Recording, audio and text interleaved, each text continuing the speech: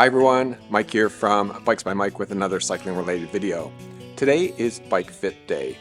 There's been a lot of talk in the last couple of years on the benefits of shorter cranks. While this is generally true, that's not the full picture. I'll tell you what the research says about shorter cranks and also talk about the two most important considerations often not mentioned. Okay, let's get to it. In today's video, I'll start off by reviewing a few of the key research studies on the effectiveness of shorter cranks. I'll then talk about the biomechanics of the pedal stroke, which explains why so many riders are switching to shorter cranks. Next, I'll do an on-the-bike demo comparing spinning on my 165 versus 175mm cranks to show you how, for me, dropping to shorter cranks improved my pedal stroke. And last up, I'll run through the 3 things to consider if trying to decide if shorter cranks are right for you. Today we're tackling one of the most debated and maybe most misunderstood component choices in cycling, crank length, or crank arm length to be more accurate. For decades the formula was simple, taller rider equals longer cranks, but in the last few years the trend has completely flipped. We're seeing pros and amateurs alike ditching their 172.5s and 175s for much shorter options. 165, 160, and even 155mm cranks are showing up on road bikes. And when this guy does it, Tadej Pogačar, the best cyclist in the world, it's going to give shorter crank supporters some pretty good backing. This leads to 2 big questions I hope I can answer for you in this video. The first is this: is there some secret performance advantage? Are shorter cranks the key to unlocking more power? The answer to that, you'll soon see, is actually quite simple. Spoiler alert, the answer is no. The bigger and more interesting question is this: if there's no performance benefits to shorter cranks, why is everyone switching? And is shorter right for you? And this is where things get a bit more complicated. Right now, everyone seems to be saying, yes, shorter is better. But it's not that simple. The one-size-fits-all approach, so common in the cycling industry, just doesn't work. And it doesn't apply to anything else in life. If you're 6 feet tall and already on 160mm cranks, the advice of going smaller probably doesn't apply to you. If you're someone with amazing flexibility, especially at the hip and knee, dropping your crank arm length may not do anything for you. Let's take another common mantra used in cycling. Aero trumps weight. Oh wait, I've used that saying. It's an oversimplification of a complicated issue and suggests that favoring aero over weight is always better. That's just never going to be true. So while going from a pure lightweight climbing bike like this to a more aero-optimized all-rounder like this may make you faster even on hilly terrain, nobody in their right mind would suggest that this is the bike you want to be riding in the high mountains.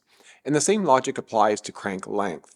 Advice telling you that you should go shorter without knowing anything about you, your body type, or your riding style is pretty much 100% useless advice. So I hope by the end of this video you might get a better sense as to whether shorter cranks are right for you.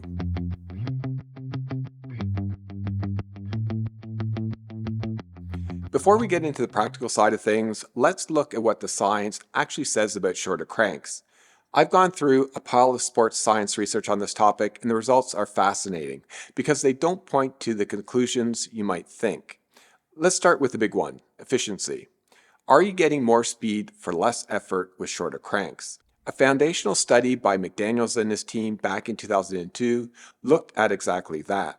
They tested the metabolic cost, basically the energy riders burned while cycling at a steady, submaximal power. They tested a huge range of crank lengths, from 145mm all the way to 195, and the result was clear. It made no significant difference to the rider's efficiency. Your body is an amazing machine. It simply adjusts its muscle patterns to get the job done using the same amount of fuel. Okay, but that study is a couple decades old. Does the science still hold up? A more recent study from 2016 by Ferrer, Roca, and his colleagues adds another layer. They wanted to know what happens right after you make a small change, like going from 172.5 to 175mm cranks. They found that even with these small, immediate swaps, the rider's gross efficiency and pedaling technique remained unchanged. This confirms that our bodies adapt incredibly quickly, and there's no magic efficiency gain to be had just by changing crank length. Alright, so efficiency is a wash for normal riding. What about sprinting, an all-out maximal effort? For this, we can look at a classic paper from Martin and Sperduso in 2001. They focus on how to generate the most power possible. Their findings showed that when it comes to producing that absolute peak power, longer cranks seems to have a slight advantage. Think of it like a longer wrench. You get more leverage from that single hardest effort. So let's pause and recap.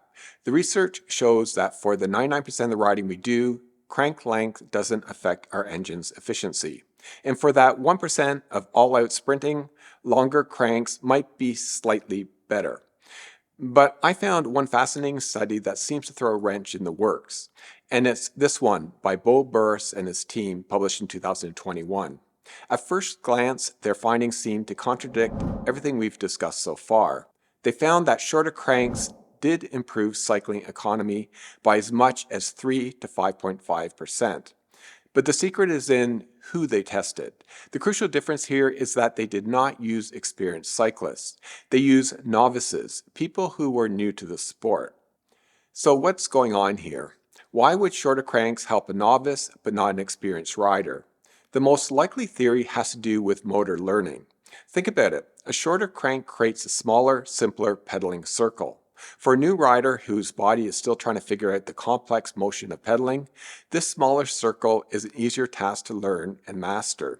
There's less complex movement at the ankle, knee, and hip, which means that there's less room for inefficient dead spots in the pedal stroke.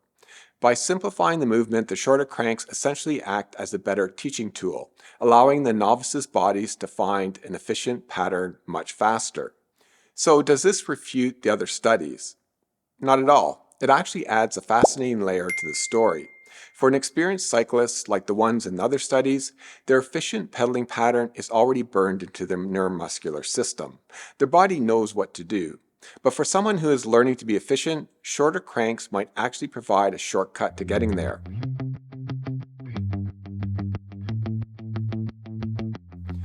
This brings us back to our big question. If shorter cranks don't make you more efficient, why is everyone switching?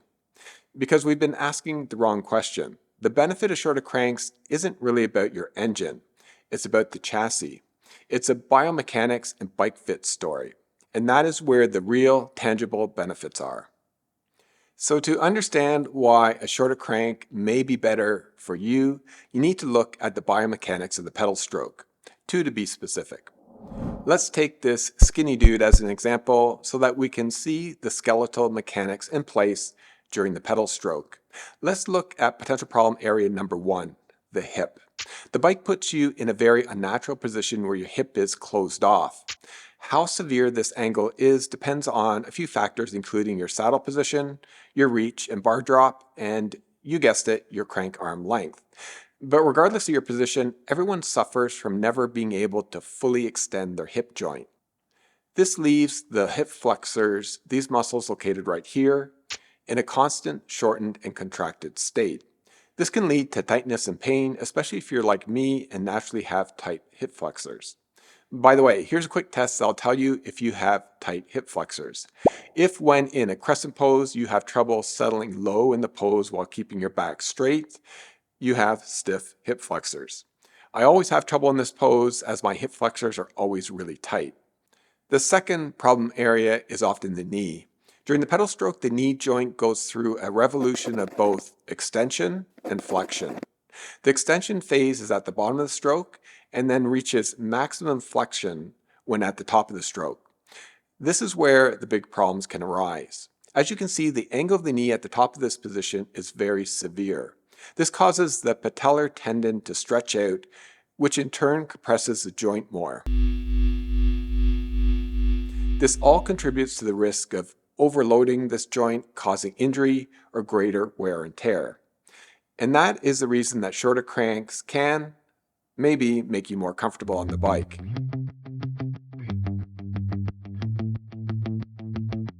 Let's compare my pedal stroke using my preferred crank length of 165 millimeters with the crank length you often find on medium and large size road bikes, 175 millimeters. As is always the case whenever you change crank length, you want to raise the saddle height by the same amount as the reduction in the crank length. So in my case, I have a 10 millimeter difference in saddle height between the two crank lengths. I've kept the handlebar reach and drop the same on both bike setups, and I also try to keep my riding position the same. Finally, I also keep the same cadence of 100 RPMs. Let's now look at the two potential problem areas we discussed earlier, starting with the hip. You can see the first difference between the two crank arm lengths. With the shorter cranks, my knee doesn't come up as high. This opens up my hip angle, which does two critical things. One, it can be a complete game changer for comfort, eliminating that feeling of your thighs jamming into your ribs.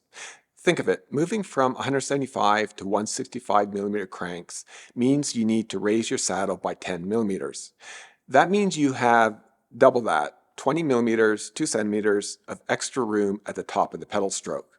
That's a lot.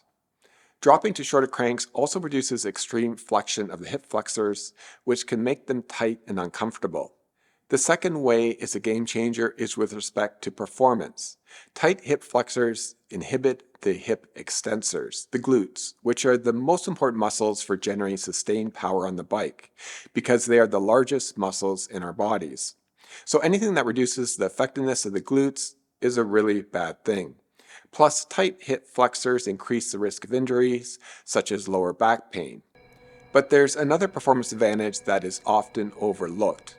Opening up the hip allows you to get your torso lower and more aerodynamic by reducing the frontal area that hits the wind, and does this without compromising your power or comfort. More aero means more speed for the same effort. So while the crank itself doesn't make you more efficient, it enables a position on the bike that does.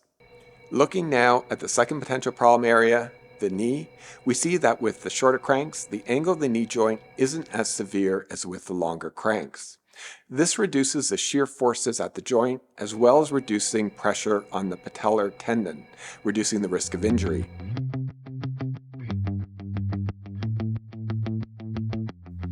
Let's do a quick recap of what we've learned so far. Switching to shorter cranks won't produce magical power gains, but it can solve a bike fit problem to improve your comfort or allow you to unlock a more aggressive and sustainable aerodynamic position. Now that we've covered off the what and the why from a scientific perspective, let's get practical. Are shorter cranks right for you? And that really depends on a few things. Let's go over them quickly. The first is riding style. Shorter cranks encourage a faster cadence, so if you prefer to spin quickly, go shorter. Also, if you want to lower your front end and get more aero, shortening your cranks is one way to accomplish that.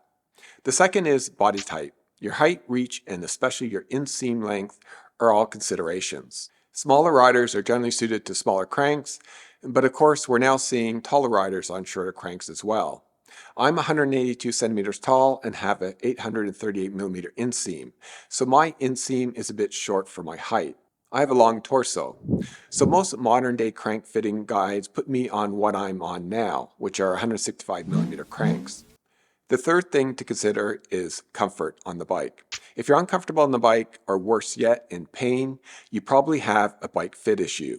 This can be caused by a lot of different things, but certainly crank arm length is one of them.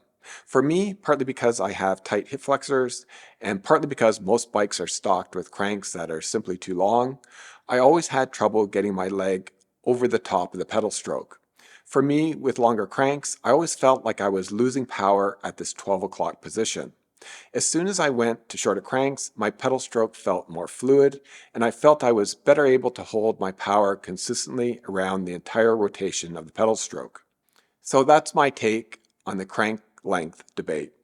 Many riders will benefit from going to shorter cranks, and you're unlikely to make things worse by going shorter. But general statements like shorter is better oversimplifies the issue. It depends on a lot of factors, including what crank length you're on right now. But you should consider experimenting with different crank lengths to see what suits you best. Or even better, go see a qualified bike fitter to get some professional advice. That's all I got for today, folks. If you like this video, please give me a thumbs up and share it with your friends. And if you're not a subscriber to this channel, please subscribe, as it allows me to produce more content for all of you. See you next time. Happy rolling.